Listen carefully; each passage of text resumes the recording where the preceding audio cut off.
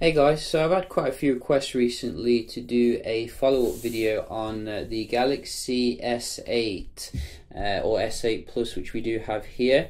This is coming on now for 6 months old, and some people want to know, is it still worth buying late 2017? I'd say the short answer to that is yes, definitely. But there are some things to be aware of as well if you want the longer answer. With the phone, similar to previous Samsung phones, when they do, start to age a little bit. So we can just look at the pros and cons, the good things and the bad things about the phone 6 months on. So let me just preface by saying I don't use this every day as my daily driver, but I do have quite a lot of experience with it because I use it nearly in every video. And I sometimes use it as a tablet as well because it's got a fantastic screen, for multimedia content. So I'd say let's talk about the good things about the phone still. The good things, the form factor here, absolutely fantastic form factor. Has made every other phone on the market look pretty boring in comparison. I mean, you've got some fantastic phones on the market right now, but when you consider the form factor here, comparing with the S8, it's just made everything else look very kind of redundant. I mean, you've got the Pixel 2 here coming with some fantastic camera technology, HTC's latest phone as well. I think they brought out the Plus as well, obviously, but this was their latest phone before the U11. Fantastic phones in their own right, but you just can't compare in terms of the design here, and that goes for the smaller version and the bigger version. The thing that impresses me so much about the phone is how good it feels in the hand, even though it's so big, like the screen, because they've really maximised the screen real estate, and every other company seems to have tried to copy this form factor. You're still getting the curved display here, which has obviously some pros and cons. Some people will say that it's a little bit of a gimmick, in terms of the functionality, but others will actually find it quite useful. Like you can do different things here, as you can see, and it's only got better with software updates. Where you can do more and more different things. Personally, I find the usability a little bit annoying with the curved displays, because sometimes when you're doing things on it, you can accidentally hit the curved display, and it obviously, because it's touch sensitive, it actually takes you out of an app or something. So personally, I think I prefer where you have a board, like a bezel-less kind of display, but with a little bit of border there so you don't keep catching the screen. But then again, I do admire the way that the phone has been built. It's been really amazingly lovingly tended here in terms of the design. I think it's probably one of the more fragile phones on the market though, so you do pay in regards to the durability. If there's a problem internally with the S8, you're going to compromise the waterproofing, so you do need to think about that really. It's not the easiest phone to repair in terms of iFixit. So that's something to consider. So the actual form factor, amazing, but I definitely think they could still do some improvements really. They could also add a removable battery. Again, I know that some people say that's really old school, but remember with the Note 4 and the Note 3, that was something which separated Samsung. You could swap in the battery and you'd be good to go. That's what I like about the V20 actually, because it's one of the few phones which allow you to do that. Now the next thing we can talk about is the software here, which is coming with the Samsung experience, which I gotta say, in terms of the I'd say the main con with it is the speed. That's the only real con with it. Everything else is absolutely fantastic. It allows you to do way more things than on stock Android still, such as control the resolution of the display here.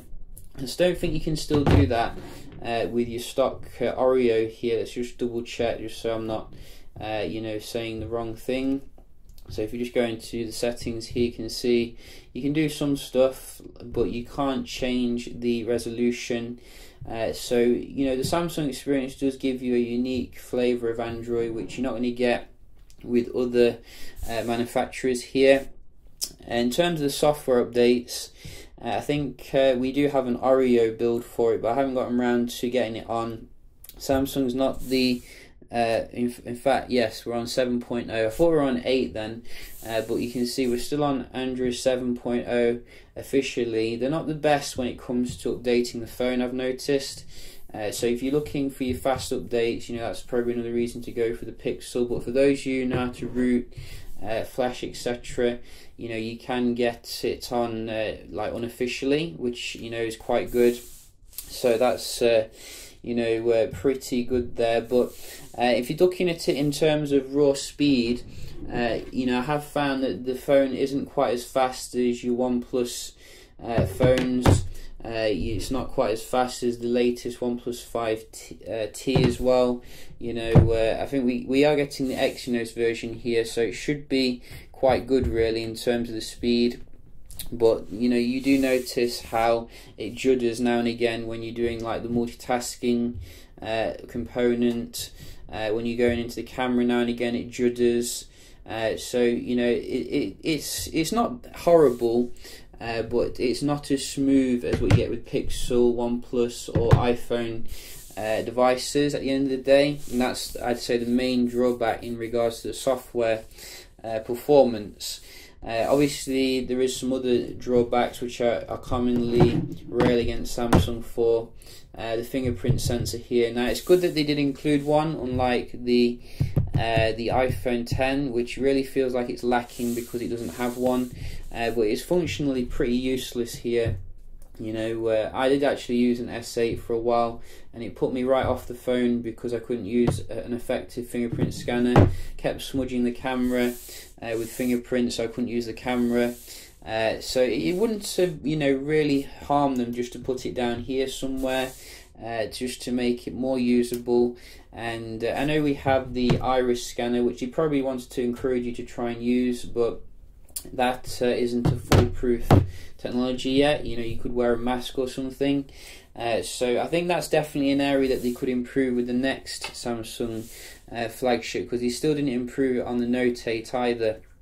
And the other thing to consider here is that the S8 actually seems to have cannibalized the Note 8, particularly the Note 8, the S8 Plus here, because there's no real reason to buy a Note 8 if you have an S8 Plus, unless you want the stylus pen, because it has pretty much the same spec, except for slightly less RAM obviously. So that could be considered a down point for Note users.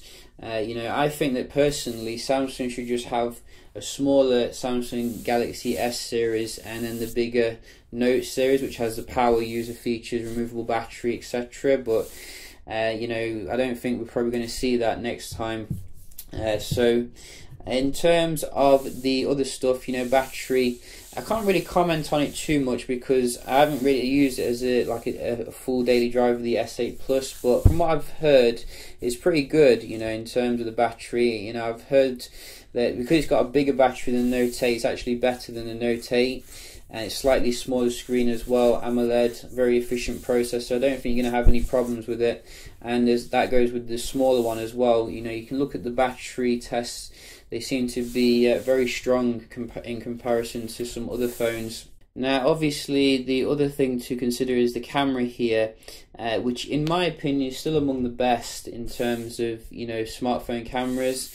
Yes, officially there have been other cameras which have overtaken Samsung, in terms of the scoring system, such as the Pixel. But me comparing them side by side, I haven't seen like the massive difference I was expecting really. I think really Samsung really set the bar high early in 2017 in terms of the camera technology, coming with optical image stabilization, that very fast autofocus. Didn't really see a massive step up either with the Note 8.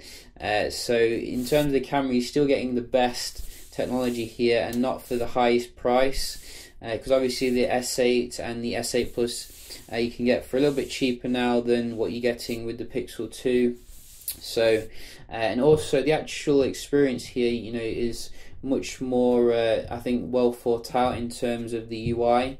Yes, you do get some sort of modes here on the Pixel, but you can see how many modes you do get on the Samsung here, like the Pro modes, etc. LG is very good at that as well.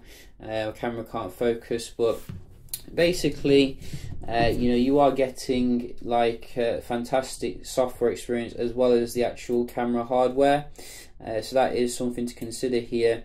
I think the advantage with Pixel owners is that they do get unlimited storage on the Google platform, but then again you don't get any, I think, removable storage on the Pixel. So if you want to pop in a 256 gig card, you know, just for some more storage, you can do that with your Samsung phone. So you know, given the question, is it worth buying in late 2017? I would definitely say so. I'd say it's still one of the best value for money Android phones you can get right now. You know, there's quite a lot of options on the market, but if you're looking at it from a value perspective, it's still among the best, I think. You know, the screen's fantastic, and you're not getting a second-rate screen like, you know, some phones are giving you. So yeah, you know, certainly recommend it. The only thing I would say to be a bit aware of is that it's not the fastest phone, and the fingerprint scanner, but I think they're going to sort those things out in the next generation, really. So it's still my phone of the year overall, and you know, very close to what I want out of a phone. So yeah, just a quick little video here. Hope you found it helpful on the S8, and I'll see you in the next one. Cheers.